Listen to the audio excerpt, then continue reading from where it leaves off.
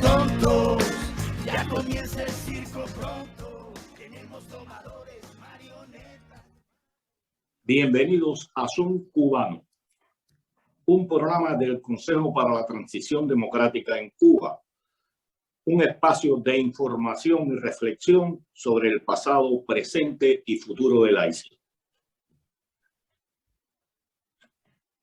Del fracaso, regalando una sonrisa y vendiendo abrazos, vengan para hacernos una foto. Petición del Consejo para la Transición Democrática de Cuba y la Asociación de Madres y Familiares a la comisionada de las Naciones Unidas para los Derechos Humanos, Michelle Bachelet. La situación de derechos humanos en Cuba es dramática. Vemos con gran pesar presos opositores con una salud precaria, detenciones arbitrarias, ensañamiento y criminalización de protestas que pedían un cambio democrático en la isla. Y lo peor de todo son los juicios sumarios, con penas que pueden oscilar entre 15, 25 y hasta 30 años de prisión. Nuestra mayor preocupación se basa en los miles de jóvenes, mujeres y varones detenidos y juzgados por participar en manifestaciones de julio pasado en Cuba. La ANFA solicita al gobierno cubano su inmediata liberación. Un Estado que no se plantea una salvaguarda sustancial de los derechos humanos no puede hablar de Estado de Derecho.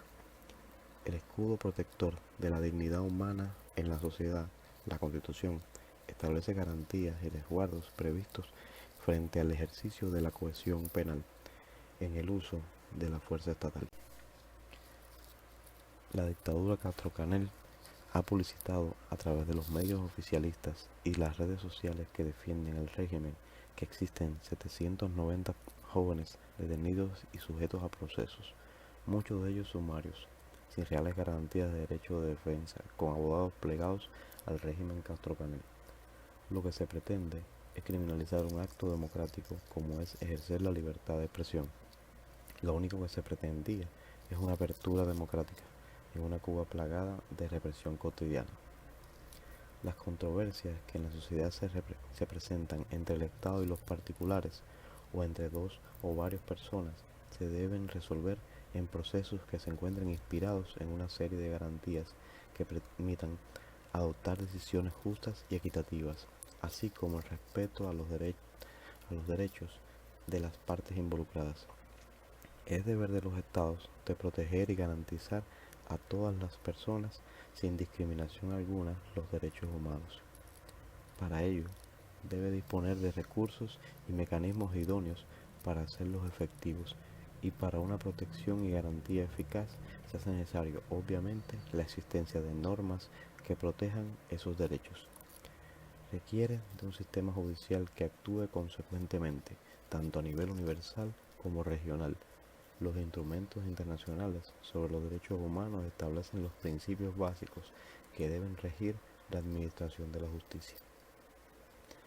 Por todo lo expresado, pedimos a la comisionada considere como evidencia toda la información presentada sobre la situación de los presos políticos cubanos y urgimos a que la Fiscalía General de la República cumpla estrictamente con el mandato legal establecido en el título sexto constitucional, Estructura del Estado, capítulo sexto, artículo 156, que en su letra expone: es el órgano del Estado que tiene como misión fundamental ejercer el control de la investigación penal y el ejercicio de la acción penal pública en representación del Estado, así como velar por el estricto cumplimiento de la Constitución, las leyes y demás disposiciones legales por los órganos del Estado, las entidades y los ciudadanos.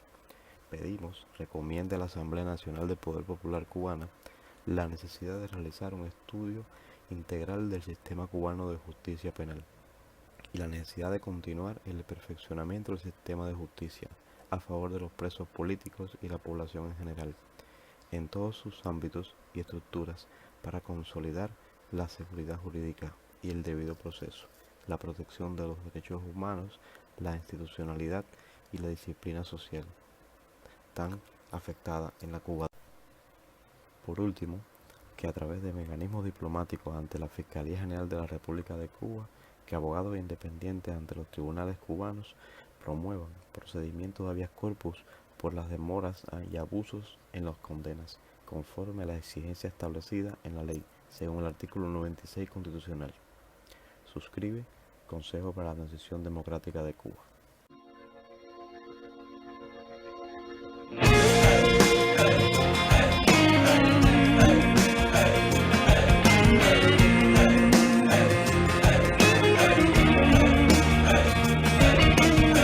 Muy buenas tardes tengan todos.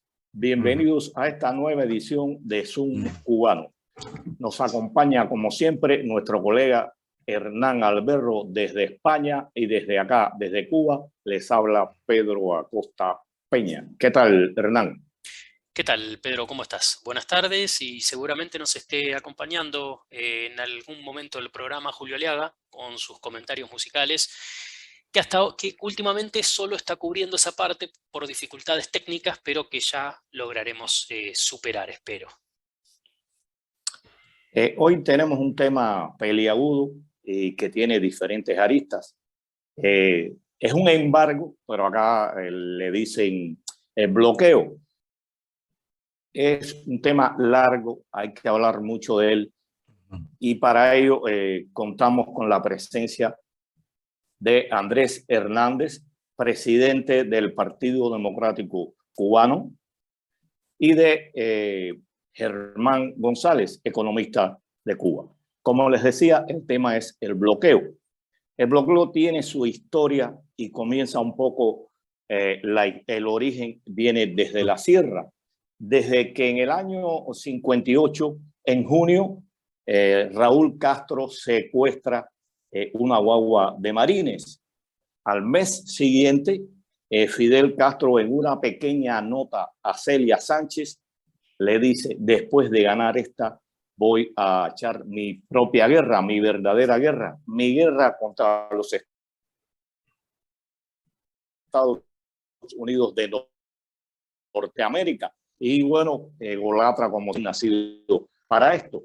Cuando comienza el tratar de humillar a Estados Unidos y la agresión contra la economía estadounidense en Cuba. Recordemos que Fidel en el propio año 59 rompe públicamente y se burla del convenio militar que tenía establecido Cuba con los Estados Unidos, diciendo que eran ineficaces porque ellos le habían ganado la guerra a Batista. Ya en marzo de ese propio año comienzan a atacar directamente a la economía norteamericana, interviniendo la compañía cubana de teléfono, propiedad de Estados Unidos.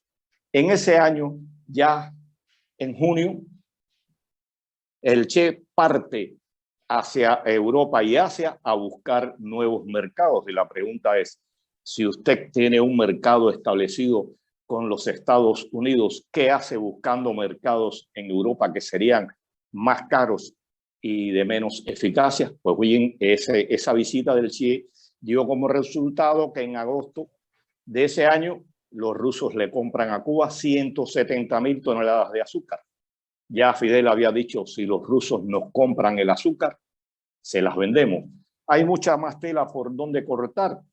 En febrero, en febrero de 1960, visita a Anastas Mikoyan a Cuba, y ahí empieza la gran camada o unión de estos dos gobiernos. Y ya en marzo, un mes después, empieza la fuerte intervención de las propiedades estadounidenses en Cuba con la intervención de la United Fruit Company. Ahí sigue la escalada hasta que en octubre de 1960 sucede lo que yo le llamo el gran zarpazo, y Fidel interviene y nacionaliza 380 empresas de cubanos y de norteamericanos. Y hay un dato muy interesante: a pesar de las intervenciones, a pesar de todo lo que estaba haciendo el gobierno cubano, la primera respuesta desde el punto de vista económico que le da el gobierno, porque puede que las empresas, la Standard Oil y demás, hayan tomado algún grupo de medidas, pero como gobierno, la primera medida que la toma en julio es suspendiendo la cuota azucarera. Y así, después de que se interviene todo o lo que había en manos, como decía, de estadounidenses y de cubanos, el 19 de octubre de ese año, Estados Unidos comienza el embargo de mercancías a Cuba. Y hablo de embargo. Tengo un libro que se llama Cronología 20 años de Revolución, editado aquí. Yo me guío mucho por lo que ellos han editado aquí, que ayuda a cantidad. Y ellos llaman embargo a esto. No le llaman bloqueo. Y bueno, de ahí sigue subiendo la escalada contra el gobierno de Estados Unidos y la pequeña y gran guerra que Fidel pensó ganar en un momento determinado. Andrés, ¿qué pudieras decirnos sobre un poco de la historia de esta situación, de la guerra económica que Fidel emprende contra los Estados Unidos? Bueno, Pedro, como tú bien señalaste, la historia de lo que llamamos el embargo norteamericano hacia Cuba es larguísima.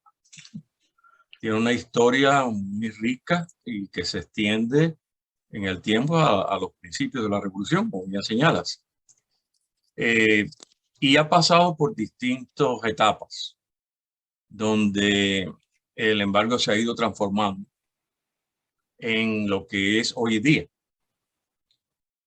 que es un poco más que un embargo comercial, también es un embargo financiero, pero dista mucho de poder describirse aún hoy en día, cuando ha sido de alguna manera intensificado o aumentado con el paso de los años, como un bloqueo. Eso simplemente es el discurso oficial de Cuba que dice que hay un bloqueo norteamericano a Cuba. Realmente no lo hay, lo absoluto. Cuba está libre de comerciar con cuanto país hay en el mundo y lo hace. Tiene relaciones comerciales con más de 3 decenas de países de una forma regular. Y está abierta a las inversiones extranjeras. Muchas empresas, principalmente europeas, han invertido en Cuba en distintos sectores, principalmente en el sector turístico. Estados Unidos es el proveedor de alimentos y de medicinas a Cuba principal que tiene el mercado cubano. Se calcula que al menos un 8% de los alimentos que se importan desde Cuba, desde el exterior hacia Cuba, vienen de Estados Unidos. De manera de que lo que tenemos que empezar por aclarar, de que en esta larga y rica y compleja historia, los términos se han utilizado mucho por razones políticas y de propaganda. Y por supuesto el término bloqueo que se está utilizando, se sigue utilizando, es inexacto, es falso, pero trata de, que yo creo que esa ha sido la razón por la cual se ha utilizado con tanta efectividad durante tanto tiempo, y es de que le provee al gobierno cubano una justificación por sus continuos y numerosos desaciertos y por los desastres de la economía cubana y por las escaseces. En fin, de manera que sí, yo como comentábamos al comienzo, antes de que comenzara creo que la grabación de este evento, es de que tenemos que entender de que no es algo que podemos cubrir por entero y en detalle en un solo programa, ¿no? Habría que dedicarle varios programas a él. Hernán. Sí, dale, adelante, Pedro. No, era a ti lo que le iba a preguntar a Andrés si había concluido en ese pedazo ahí ahora, de tomar el largo, como él dice el tema. No, dale tú. No, pensaba y para antes de adentrarnos en las profundidades del tema, y partiendo un poco del comentario de Pedro, pensaba que es una clara muestra de lo eficiente que ha sido y eficaz que ha sido el gobierno de Cuba, el régimen cubano, el régimen dictatorial de los Castro sobre todo, en el manejo de la comunicación, ¿no? Porque técnicamente es un embargo, como decía Andrés, como decías tú, Pedro. Los diplomáticos cubanos no son tontos, saben que es un embargo, saben que técnicamente no es un bloqueo. Sin embargo, lograron instalar hasta en la propia Organización de Naciones Unidas, ¿no? Probablemente el centro neurálgico de la diplomacia universal, el concepto de bloqueo. Y como tú decías, Pedro, esto lo leí alguna vez en algún trabajo que realizó Cadal, hasta los años 80, Cuba no se refería al tema del embargo como un problema. ¿Sí? Era una situación, era una política, pero no era el principal problema que aquejara a la economía cubana. Claro, lógicamente tenía la teta rusa, de la cual no necesitaba grandes cosas más, digamos, ¿no? Pero nada, mi comentario va un poco a eso, ¿no? Cómo han sabido manejar la comunicación. Y entonces quizás mi pregunta es, ¿cómo se hace? Y no sé si tiene una respuesta, ¿no? Pero ¿cómo se hace para engañar al mundo? ¿No? Y con un concepto técnico. No sé si hay una respuesta para eso. Andrés. Sí, si me permiten, Hernán, yo creo que por lo menos puedo mencionar dos ejemplos que ilustren este gran triunfo de la diplomacia o de la habilidad comunicativa del gobierno cubano. Una es que desde 1992 hasta la fecha, todos los años se ha votado en la Asamblea General de las Naciones Unidas el tema del bloqueo, embargo a Cuba. Y siempre, por abrumadoras mayorías, se ha condenado, se ha rechazado el embargo de los Estados Unidos hacia Cuba. El ejemplo más reciente fue el año pasado, en el 2021, cuando, si no me equivoco, 184 de los creo que son 193 países miembros de la Organización de las Naciones Unidas votaron rechazando el embargo y pidiendo su levantamiento. Pero lo interesante de eso es que, como mencionaba Pedro, yo soy presidente de un partido, pequeño partido, el Partido Demócrata Cristiano de Cuba, que pertenece a una familia política con presencia en todo el mundo, principalmente en América Latina y en Europa. Y muchos de esos gobiernos, el año 21 y en los años anteriores, el partido de gobierno ha sido un partido que nosotros conocemos bien, con quien tenemos lazos bilaterales estrechos, pero votaron en contra del embargo norteamericano. O sea que el mensaje ha calado en los gobiernos de todo el mundo, en los partidos políticos de distintas tendencias en todo el mundo, y se ha aceptado. Y yo creo que esto es algo que merece un análisis. ¿Por qué ha pasado eso? Y yo creo que hay muchas maneras de explicarlo. Algunas de las que yo he escuchado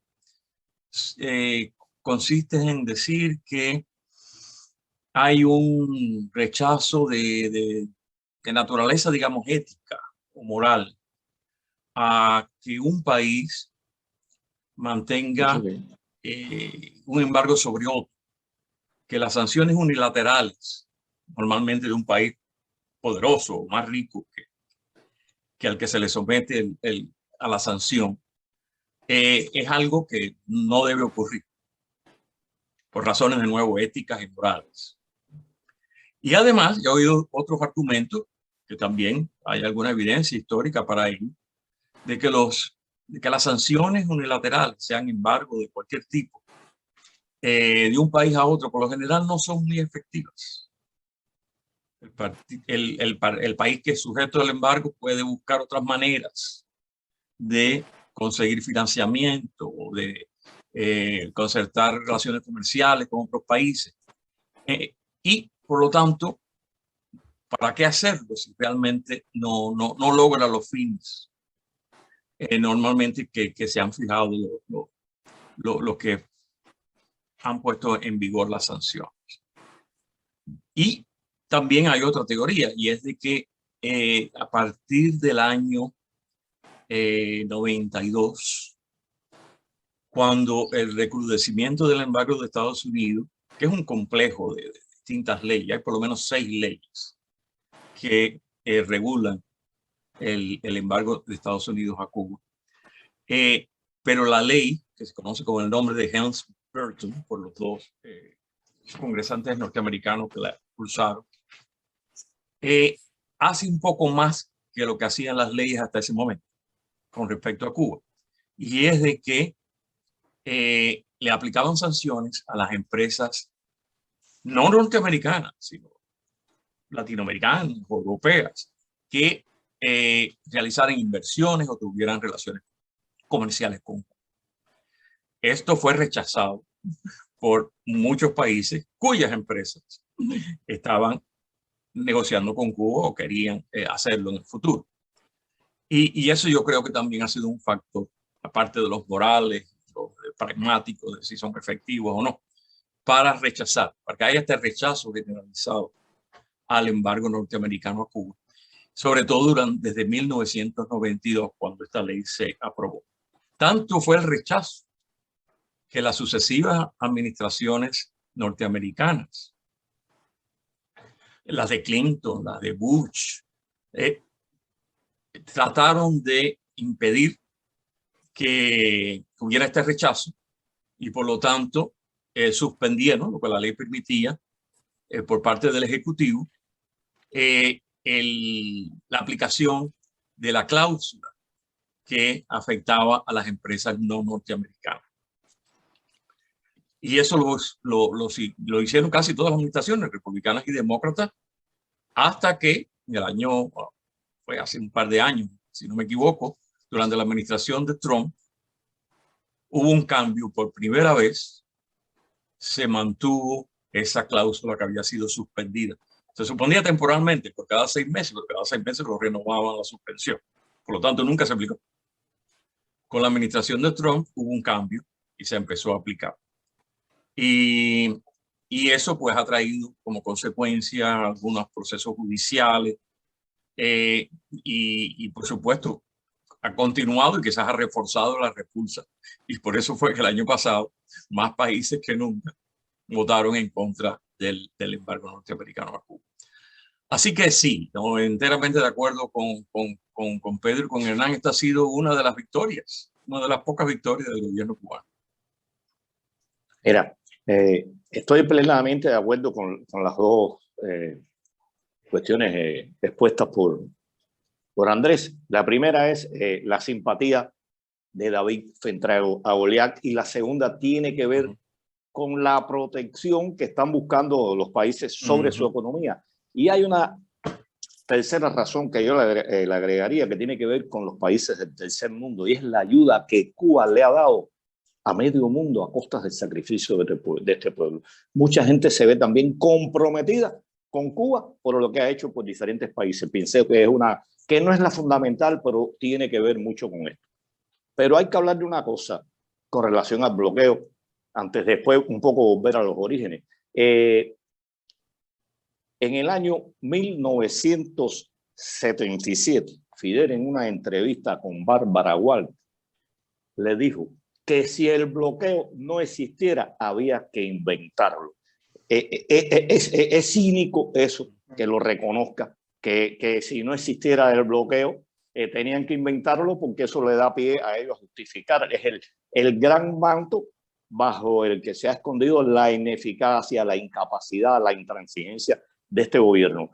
Posteriormente, con Jim McGovern, que vino de visita, el senador norteamericano, vino acá y el hombre le dice a Fidel que si en esos momentos, creo que fue 92, 93, ahora no recuerdo exactamente, que si en esos momentos Estados Unidos eliminaba el embargo, el bloqueo, que si él pensaba que perjudicaría a Cuba. Y Fidel dijo, sí, nos va a perjudicar. O sea, todo esto tiene que ver. Y una cosa muy interesante, pienso que Obama, los critican, cada cual está en su derecho, pero pienso que Obama hizo por este gobierno más que ninguno. Estableció la embajada, liberó un grupo de aspectos y sin embargo Bruno Rodríguez se paraba día tras día criticando, cuestionando a Obama. Pienso que lo que estaba buscando era un poco que Obama volviera y cerrara todo esto que había abierto. O sea, el bloqueo ha ayudado a Cuba en este sentido, que le ha permitido echarle todas las culpas al bloqueo. Pienso que es un poco cerrando esta parte, no soy yo para cerrarla, pero bueno, de la historia, cómo surge y lo importante que es para este sistema que existe el bloqueo, porque aquí se habla poco y Andrés lo había dicho. Desde el 2001, 2002, George W. Bush autorizó la compra de medicinas y alimentos a Estados Unidos. Lógico, si usted le debe a medio mundo, usted para comprarme a mí tiene que pagarme, y él lo ha aplicado a Estados Unidos. O sea, yo te vendo, pero págame primero, si no, no te lo doy, porque voy a engrosar la fila de los deudores, de los acreedores de este régimen. Y es lógico que pidiera eso. Bueno, Hernán, no sé si quieres entrar ahora o abundar un poco más, tocar otro tema, o Andrés quiere precisar algunas otras cuestiones antes de ir un poco atrás, como yo decía. Sí, en realidad les propongo, le damos el paso a nuestro amigo Julio Aliaga para que nos haga la introducción musical y quizás en la segunda parte podemos profundizar un poco, ahora sí, digamos, en los impactos en los dos países, ¿no? Quizás entrar un poco más en ese tema, pero démosle paso a Julio. Buenas tardes, amigos de Zoom Cubano. Hoy, como siempre, acompañando a los dos caballeros, Hernán Alberro y Pedro Acosta, presentando esta pincelada musical insular y vaca la cacofonía. Escucharemos a William Vivanco, este santiaguero nacido en 1975, miembro de la penúltima generación de la trova criolla. Vivanco irrumpió con una música fresca, joven, llena de vida, mezcla de ritmos muy variados, como el reggae, el bossa nova, el blues, el rap y hasta el tango y el joropo, los cuales une para crear una melodía que atrapa al oyente. William es una figura clave actualmente en la música cubana, y entre sus temas más conocidos está temas como Cimarrón y Del Oriente, que escucharemos hoy. Él ha grabado solo 4 discos, Lo Tengo Todo Pensado, 2002, La Isla Milagrosa, 2006, El Mundo Ha Cambiado, el 2009, y 13 con Magia, el 2020. Pues aunque goza de popularidad y sigue produciendo muy buena música, la burocracia musical cubana pues no la tiene en sus afectos. En su primer disco, Lo Tengo Todo Pensado, en el 2002, escucharemos Cimarrón, una canción alegre y llena de divertidas onomatopeyas.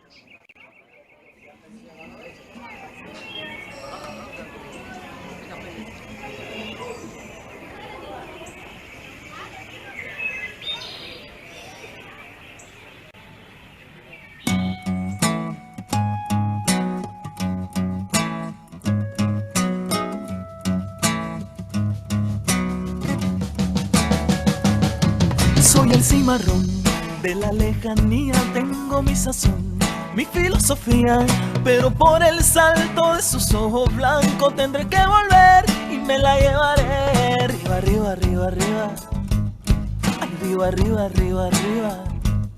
Yo prendo la palma y le hago señales, rituales del alma que me reconocen, y ella bien se alegra cuando le ilumino el monte. Me aprendí el lenguaje del cocuyo grande, y aunque haya tormenta, ya todos lo saben, haremos el amor con luces naturales.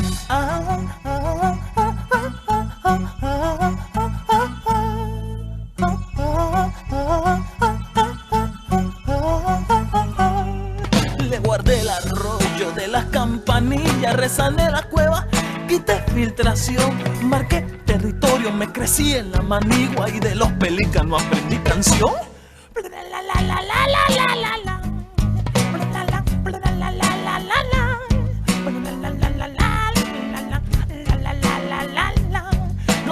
todo pensado.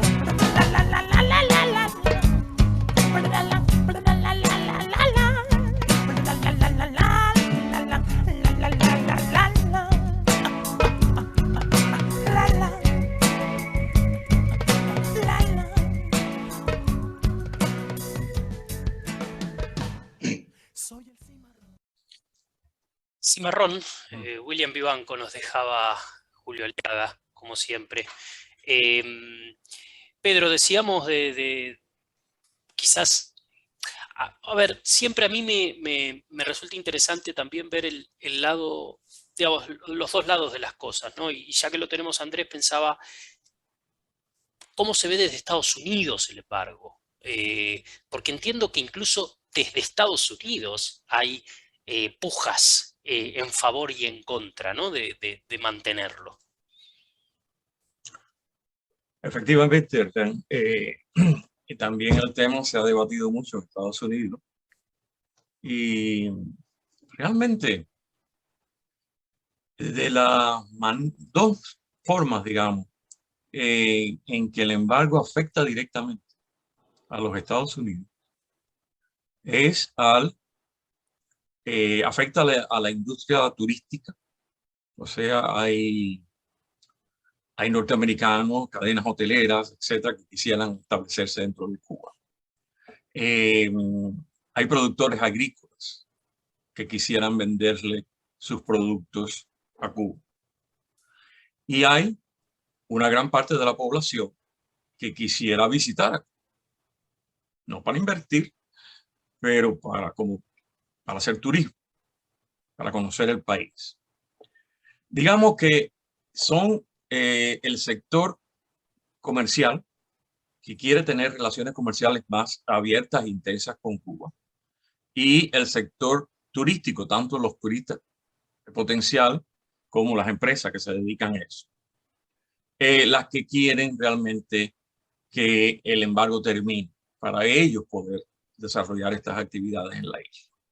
Y son los que más se oponen a su continuidad.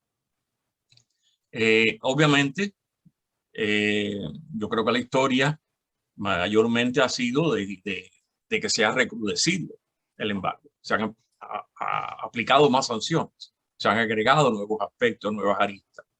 Así que estos sectores que he descrito anteriormente, aunque pueden ser poderosos en el país y tienen su influencia sobre los dos partidos políticos, realmente no han logrado su fin. Lo que ha sucedido es lo contrario, un recrudecimiento y un mantenimiento del embargo, en cualquier caso. Solamente durante la etapa del presidente Obama se pudo cambiar todo esto en cierta medida. Y se cambió porque las 6 leyes a las que me refería anteriormente, que son las que regulan el embargo, le dan a la rama ejecutiva del gobierno una cierta flexibilidad y discreción a la hora de aplicar ciertos aspectos del embargo. Eso fue, por ejemplo, ya mencioné el ejemplo anterior de las cláusulas que afectan a las empresas extranjeras que hacen negocios en Cuba. Pero también afecta otras, como por ejemplo el turismo, el permitirle a los ciudadanos norteamericanos el viajar a Cuba simplemente para hacer turismo, que pueden ir a los hoteles y gastar dinero, de las playas, etcétera, etcétera, sin ningún problema. Esto es algo que Obama experimentó con él y relajó y no aplicó estas cláusulas, usando la discreción que tenía, para lograr un acercamiento con el gobierno cubano. Pero como ya sabemos, el embargo norteamericano le ha servido al gobierno cubano por mucho tiempo para justificar la opresión y la pobreza que existe en el país. De manera de que hubo una reacción en contra. Una reacción en contra por parte del gobierno cubano entonces. Y después vino el cambio de gobierno acá. Y Trump decidió simplemente, recuerden que fue solamente, Obama gobernó 8 años y fue solamente durante los últimos 2 que comenzó el proceso de relajamiento de este embargo. De manera de que al llegar Trump con una política más, proclamando una política más dura hacia Cuba, pues volvió a donde estábamos al principio. Yo creo que el embargo ha afectado más a Cuba que a los Estados Unidos.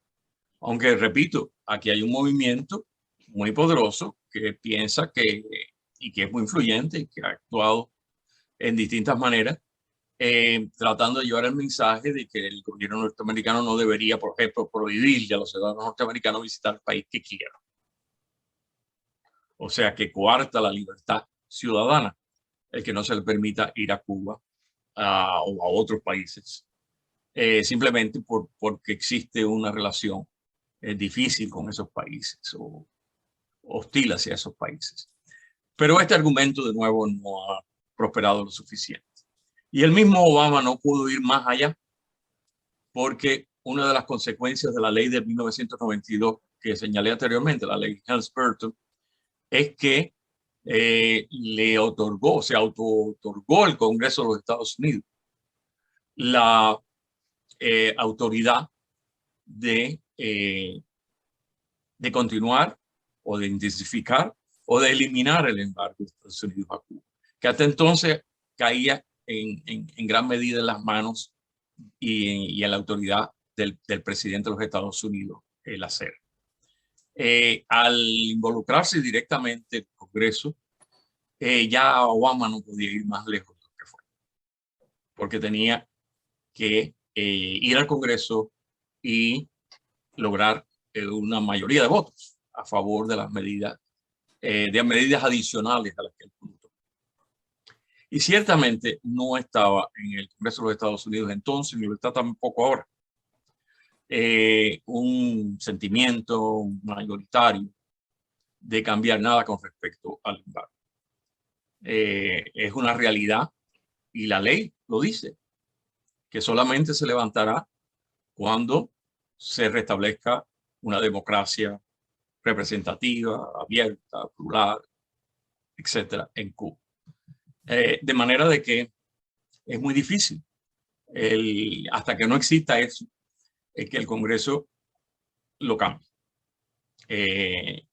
Yo creo que Obama llegó lo más lejos que podía llegar como presidente en el proceso de relajamiento de ese embargo. Ahora está, más allá de eso, está en manos del Congreso y no percibo yo, y yo viví muchos años en Washington y he estado muy activo, o estuve, no lo estoy ya, pero lo estuve en muchos años muy activo justamente en hacer cabildeo en el Congreso de los Estados Unidos. ¿Para qué levantar el embargo? No para que lo intensificaran, lo recrudecieran y lo mantuviera siquiera, sino para que lo cambiara, lo eliminara incluso.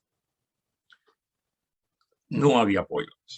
No había apoyo. Esos fueron años de esfuerzo que no llegaron a nada hasta que llegó Obama. Ya llegó Obama, ya uno estaba en Washington, ni dedicado a esas tareas. Pero entonces había una expectativa. En aquellos años habíamos muchos cubanos que creíamos que si Estados Unidos daba el primer paso, pues entonces eso iba a desencadenar dentro de Cuba un relajamiento de las tensiones, del sentimiento de sitio, de un lugar acosado, de tener un enemigo gigantesco, hostil, a unos pocos kilómetros de sus costas, y que eso iba a comenzar un proceso gradual, pero inevitable, de apertura política, de apertura económica, de cambio profundo en el país. Esa era mi expectativa, mi esperanza. Yo pensaba que eso iba a ser más efectivo, el relajamiento, para lograr esto, que mantener el embargo o incluso recrudecerlo. Y a eso le dediqué muchos años. Pero yo creo que la experiencia de Obama después, que yo vi de lejos, no no me demostró a mí de que ese era el camino. Porque Pedro citó a nuestro flamante canciller con las declaraciones que hizo, pero hay muchas evidencias también, menos públicas, de que realmente el gobierno cubano no estaba dispuesto a reciprocar esas medidas de apertura con otras de apertura interna. Ellos les conviene que exista este embargo y por lo tanto prefieren que se mantenga. Y si alguna vez quieren que se relajen, es sin ofrecer nada a cambio. Y, sí, o sea, nada significativo a cambio.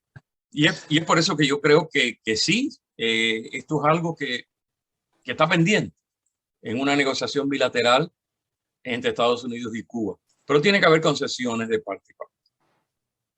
Tiene que ser un proceso gradual donde los intereses de cada cual puedan ser reconocidos por el otro y se puedan efectuar entonces cambios que serán duraderos y que serán profundos y que serán satisfactorios para ambas partes.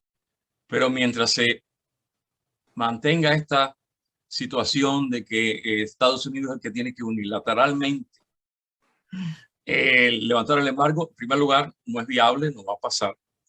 Y en segundo lugar, no es deseable tampoco. Porque si nada cambia en Cuba, excepto de que la industria turística prospera y un sector más cercano a la industria turística puede beneficiarse de la población, pero el resto de la población no necesariamente. Y por supuesto, continuará la opresión y continuará la misma situación que ya estamos viviendo. Tiene que haber un proceso de negociación distinto para llegar a ese fin. Ese es mi criterio. Mira, voy a hablar un poco porque se planteó, ¿no? Cuba antes del 91 jamás llevó el tema bloqueo a la ONU. Lógicamente, el comercio que tenía, las facilidades que la Unión Soviética, porque se habla del campo socialista, pero los rusos eran de verdad los que tenían la teta puesta en Cuba, le era súper beneficioso. Cuba le podía pagar a Rusia con lo que fuera, con pirulí, con chancleta. Le daban un periodo de gracia de 5 años, con un 2% de interés y a pagar en 25 años. Era un negocio muy bueno. ¿Qué pasa? Cuba se mete en guerras, en guerrillas, los malos negocios que hicieron, y cuando llega ya el 80, estando todavía el comercio favorable con el campo socialista, específicamente con Rusia, hay un análisis que hace Juan Triana, un economista comunista cubano de aquí, que dice que ya Cuba a mediados de los años 80 ya estaba en retroceso económico, que dependía más de la caña de azúcar que lo que dependía de la caña de azúcar en el 59, que dependía más de la Unión Soviética que lo que dependía de Estados Unidos en el año 59, y que nos habíamos enganchado a un tren de su desarrollo, porque los rusos eran desarrollados entre comillas, la tecnología rusa era muy atrasada, y que incluso Cuba, por formar parte del campo socialista, se había quedado en un atraso tecnológico, porque en los años 70, debido al precio que había cogido el petróleo, se había hecho una revolución, si cabe la palabra, tecnológica en función del ahorro de petróleo, y Cuba estuvo ajeno a eso. O sea, que Cuba no podía, cuando Fidel, bueno, hay una cosa que es muy precisa de cuánto le convenía a Cuba y cuánto no le interesaba establecer negocios con Estados Unidos. En una declaración a la revista Playboy le hablan del tema y Fidel dice que ya él tenía todos sus productos conveniados con el campo socialista, y la palabra, el dicho más significativo, y tú lo conoces bien, que no iba a cambiar la vaca por la chiva. O sea, le convenía lo que había, lo que pasa es que todo lo que hicieron mal dio al traste con eso. O sea, el bloqueo no ha sido el principal obstáculo de la situación que tiene Cuba ahora, ha sido las malas decisiones, todo lo que hemos ha hablado aquí. ¿Y por qué preciso esto? Porque estamos hablando para América Latina fundamentalmente, y Cuba ha hecho una promoción, una propaganda muy grande que está en estas condiciones producto del bloqueo. Es cierto, el bloqueo tiene que haber perjudicado, pero voy a referirme a otra cosa que dijo Raúl en el 2008, en un cierre de una asamblea nacional. Dijo, nuestro principal enemigo no es el imperialismo yanqui ni sus asalariados aquí. Estoy esperando que me acaben de pagar porque no me han pagado todavía, pero bueno, nuestro principal enemigo son nuestros propios errores. O sea, este hombre que ha estado toda la vida al lado de Fidel y que lleva años dirigiendo este gobierno, reconoce que el bloqueo, que los problemas con Estados Unidos no ha sido lo fundamental. Y es bueno aclarar esto para América Latina. Y otro aspecto que quiero tocar, la nacionalización no la inventó Cuba. La nacionalización existe hace años, hay ejemplos, México en Tino Petróleo, o sea, no voy a abundar en eso. La gente se preguntará, ¿y por qué con Cuba? Dos factores pienso que determinaron esto. Los Estados Unidos viene a negociar con Cuba las nacionalizaciones. Y Cuba le plantea una forma de pago a Estados Unidos que era un poco irrisoria. Cuba tenía conveniado en aquellos momentos 3 millones de toneladas de azúcar a venderle a Estados Unidos.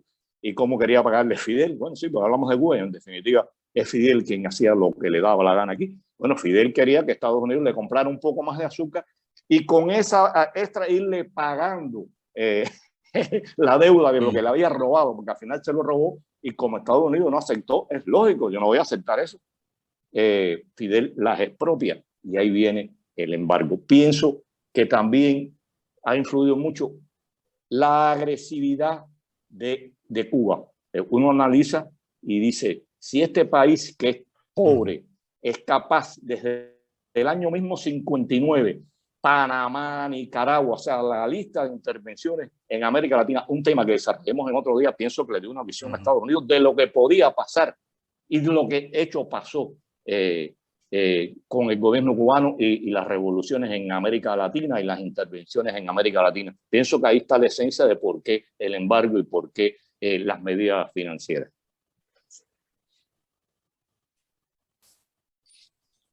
Sí, ¿Andas por ahí? Estoy, ¿no? Mientras te escuchaba hablar, recordaba alguna vez una gira que hice con unos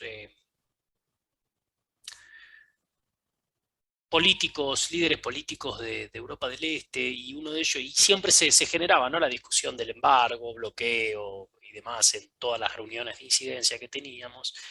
Y recuerdo que uno de ellos decía, bueno, pero a ver, el embargo puede, como decía Andrés al comienzo, puede tener sus cuestionamientos morales, incluso desde el punto de vista, si se quiere, más liberal, ¿no?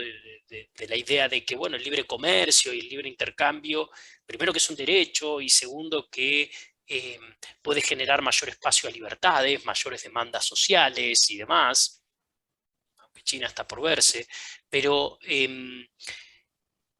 este diplomático europeo siempre decía, bueno, pero no nos olvidemos lo que tú decías, Pedro, ¿no? Que esto tiene que ver con una agresión, tiene que ver con una confiscación, pero también pensaba, cuando Andrés decía que este tipo de medidas son cuestionadas por su ineficacia histórica, pensaba en que ciertamente, digamos, sostener una medida durante tanto tiempo, donde ya el tema confiscación quedó, porque está claro, no hay ninguna empresa o empresario norteamericano, creo, que esté pidiendo restitución de su propiedad a Cuba, ¿no? Bueno, debe haber algunos, seguramente hay algún juicio dando vueltas ahí, pero no creo que ninguno en sus cabales ciertamente crea que el gobierno cubano lo va a devolver, al menos este gobierno. Y eso quizás nos lleva a una discusión que es bien interesante y que habla un poco del futuro, ¿no? Que tiene que ver con cómo será ese mañana, cómo será ese fin del régimen y qué va a pasar con, precisamente, ¿no? Esas familias, esos empresarios cubanos y no cubanos que fueron embargados y que probablemente sus familias, porque de nuevo pasaron 60 y tantos años, quieran reclamar lo que les pertenece o perteneció, ¿no? Ciertamente, Hernán, Adelante. es un problema muy complejo y solamente hemos tocado algunos aspectos así en general de los muchos que tiene. Yo creo que el problema principal económico en Cuba es la ineficiencia crónica del sistema. De manera de que, aunque el discurso oficial, la propaganda oficial, siempre señala que las cosas mejorarían si no hubiera sanciones de Estados Unidos, si no hubiera bloqueos. Sí, probablemente habrían mejorías en ciertos sectores de la economía y algunos productos que ahora se compran en otros lugares se podrían comprar en Estados Unidos con un mercado más cercano. Y se ahorrarían costos de flete y ciertamente hay toda una serie de ventajas. Pero el sistema seguiría siendo ineficaz, profundamente ineficaz. Y por consiguiente, sabemos que es propaganda el referirse al embargo norteamericano como las causas y de todos los males que aquejan al pueblo cubano o a la nación cubana. Yo creo que podríamos podrían ustedes dedicarle otro programa a un poco pensar en el futuro y en las relaciones. Yo soy de los que cree, y esa es también la postura de mi partido, que el embargo es un tema bilateral entre Cuba y Estados Unidos y que debe ser discutido de buena fe y seriamente por parte de los dos gobiernos y llegar a acuerdos y hacerse concesiones mutuas. Lo que yo creo que no pertenece a esta agenda de trabajo entre estos dos gobiernos es el tema de la democratización de Cuba. Cuba necesita democratizarse y abrir su economía. Pero esta es, si acaso, una negociación entre el gobierno de Cuba y el pueblo cubano, o los sectores de oposición del gobierno cubano.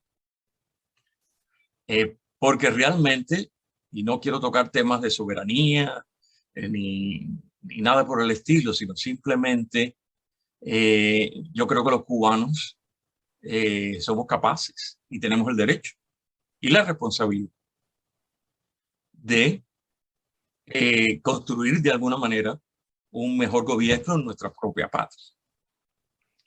Y a esto estamos llamados todos los cubanos, los que son parte del gobierno y los que se oponen a él. Y es justamente por medio de estos mecanismos civilizados de un diálogo nacional, de una discusión seria de nuestros problemas, de nuestras diferencias, buscando la forma de llegar a acuerdos que podemos sacar a Cuba de este pantano donde nos encontramos.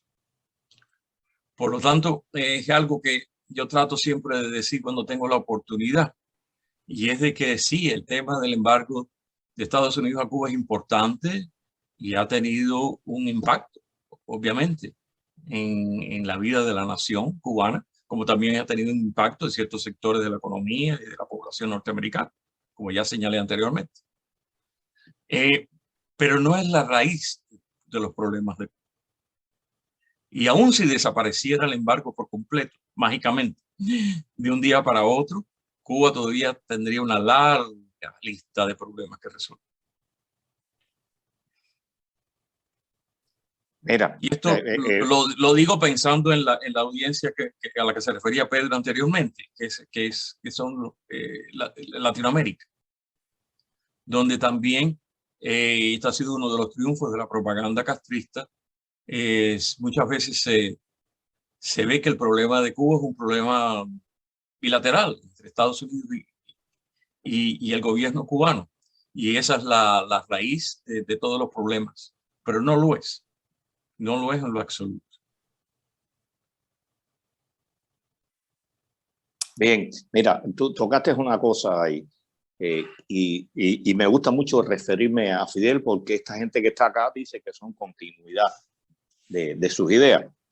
En los 90, el señor comandante en jefe dijo que no bastaba con que eliminaran el embargo, que había que adquirir financiamiento. O sea, un poco, yo te considero mi enemigo, pero yo creo que tú debes prestarme dinero a mí para yo desarrollar un sistema que está atacándote constantemente y está en contra del tuyo. O sea, que el problema de Cuba es largo, es un camino a partir de que tú dices se elimina el embargo mágicamente y el camino es muy largo, es muy duro y depende mucho de la ayuda internacional. Y es que hay una cosa muy seria, el problema cubano, nos guste a unos o a otros, les guste a los de izquierda, el problema de cubano para resolverse de cualquier manera pasa por los Estados Unidos de Norteamérica. Gústele a quien le guste y pésele a quien le pese. Los Estados Unidos ayudaron a desarrollar la poderosa industria que Cuba tuvo hasta el año 59 y un poco la capacidad del cubano lo ha demostrado. Y oigo muchas veces por ahí que lo mejor que ha hecho Fidel es Miami, la Florida. Es un ejemplo de lo que es capaz de hacer el cubano cuando se le dan posibilidades en un país extranjero. Mira cómo los cubanos han llevado adelante la industria, el desarrollo, cómo son capaces de vivir y de luchar y de avanzar. Pedro, tenemos que ir cerrando. Yo le tomo la propuesta a Andrés, me parece que es un tema muy importante como para seguir conversándolo. Incluso nos hubiera gustado, bueno, como siempre, las cuestiones de comunicación con Cuba lo imposibilitaron la presencia de Germán González en este programa, pero seguro lo podremos sumar en el próximo para que tratemos dos cosas, ¿no? Pensar un poco en el futuro de Cuba. Claro que sí. Post-embargo, vamos a poner así, digamos. Y también, pero previo a eso, digamos, también entender un poco cuál es el impacto del embargo, el impacto real del embargo en lo que planteaba Andrés, ¿no? En qué medida los problemas de Cuba, los problemas, aunque sea económicos, vamos a dejarlo ahí si se quiere, sí, de Cuba son vinculados, ni siquiera producto de vinculados al embargo. Así que, bueno, nada, nos quedan bastantes temas por tocar. Pedro. Sí, yo pienso que sí, es importante la participación de Germán, no solo porque sea economista, sino que estuvo vinculado a empresas cubanas y conoce muy bien cómo ha funcionado la economía en Cuba o cómo no ha funcionado. Y bueno, es importante hacer este otro programa sentando un grupo de bases en función de qué y cómo debe resolverse el problema cubano, como tú le llamas, en un periodo post-embargo. Veremos que si Andrés nos puede acompañar en este próximo trabajo. De paso, le estamos agradeciendo su participación acá en este programa y bueno, convocando a la audiencia en general para que vean el próximo martes el programa Zoom Cubano y los estamos invitando de paso a la segunda parte del embargo, bloqueo y la situación cubana. Un saludo a todos. Hasta la próxima. Muchas gracias. Bueno, gracias de nuevo por la invitación. Un saludo a todos y a todos.